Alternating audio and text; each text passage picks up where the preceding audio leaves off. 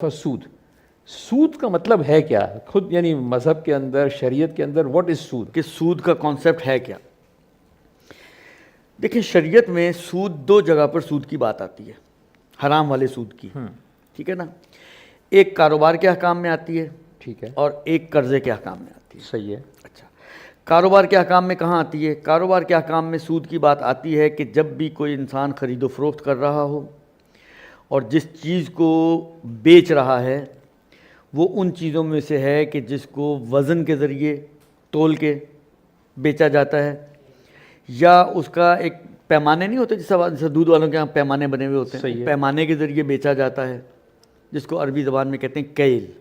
کاف یہ لام، کیل جس طرح ہمارے یہاں لکھتے ہیں نا، کیل کے اوپر کاف کے اوپر زبر ڈال دیں تو کیل بن جائے گا، صحیح ہے۔ تو وہ یا کیل والی چیزیں ہوں یا وزن والی چیزیں ہوں۔ مثلا میں 1 کلو چاول 1.25 کلو چاول یا 1.5 کلو چاول کے اگینسٹ بیچوں، اوکے، اب چاول وزن والی چیز ہے نا، صحیح ہے، اور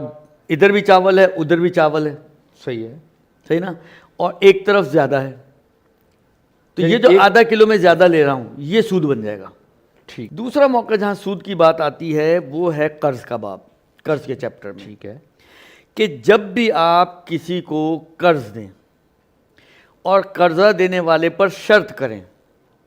کہ میں آپ کو فرض کریں 1,00,000 روپیہ دے رہا ہوں اور اس 1,00,000 روپے کے اگینسٹ میں آپ سے مثلاً 1,10,000 روپے واپس لوں گا، صحیح ہے، یا میرے لیے کوئی کپڑا سی دیں،